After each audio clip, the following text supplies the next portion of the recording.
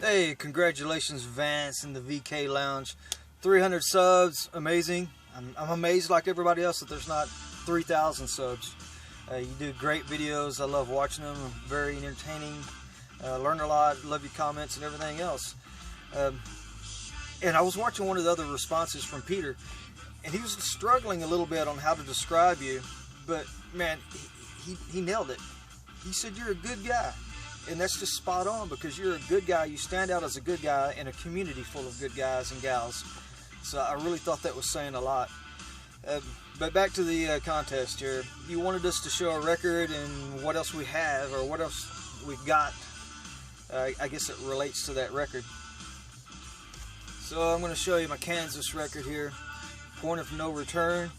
And what I've got is the tour program.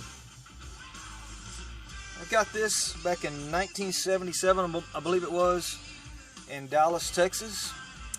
My mother took me and two of my friends from our small town in West Texas, about 5,000 people, and I was 13 at the time, so she drove us to Dallas for like a weekend trip, you know, for the kids, you know. So we were going to see the concert, Kansas and Thin Lizzy. We were mainly going there to see Thin Lizzy because we were huge Thin Lizzy fans. And then the next day we're going to go to Six Flags. But we got there to see the show.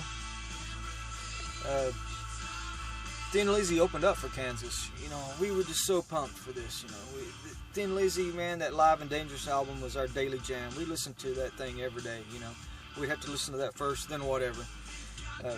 But we saw the show, and we were incredibly disappointed.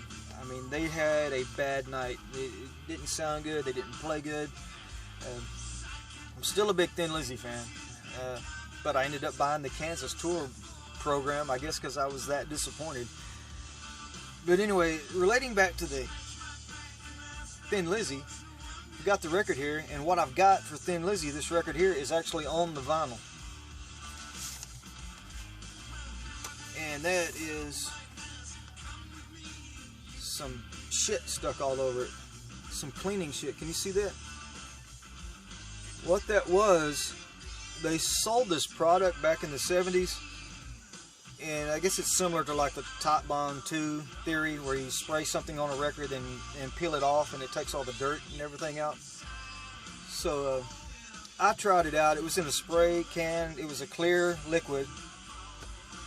I guess it like a hairspray can or something, deodorant can. You spray it on the record and you were supposed to peel it off in theory. But that didn't work, obviously. It all stuck on there. I couldn't get it all off. So it basically ruined my favorite record. So I was so disgusted I scratched a big X on the label. So yeah, I think you can kind of see that on there. Maybe if somebody could perfect that formula, you know, it might be a big seller today. If they could get that worked out. But anyway, live and learn on that. I guess a few years later, one of those kids that we came up here to see the Thin Lizzy concert with, he is actually old enough to have a driver's license, and he had a truck at the time. So me and him and another guy, we came to Dallas to see Ozzy. You know, Ozzy's first solo album, man. We were pumped for that. And I believe Ozzy opened up for Motorhead. I know it was Motorhead and Ozzy, but I think Ozzy opened for Motorhead. Maybe it's the other way around. Great show. What I remember is Randy Rhoads was amazing. I remembered he had these big giant stiletto top heel shoes on. But yeah, this is the original record from way back then. That's the reason I'm showing this one. It really has a lot of ring wear, and it's got a lot of miles on here. And even the inner sleeve, you can see it's been folded.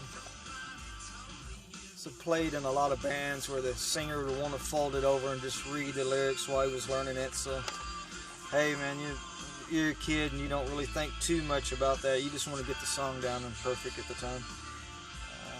Next one, Rush, Signals. Definitely not my favorite Rush album. This is the one when I started losing interest in Rush. Too many keyboards. It went in a totally different direction. Although there's some good songs on here. Once again, I was kind of disappointed. You know, it wasn't Moving Pictures. It wasn't 2112 or even at extreme hemispheres. But I do have the tour program with that. I got this in Austin, Frank Irwin Center. And you know, it's fun to look through tour books while you're listening to the album. And that's all I have is 3 tour books. I'm also gonna show you some buttons with all my Saxon Studio albums, and I'll just do that in a slideshow really quick.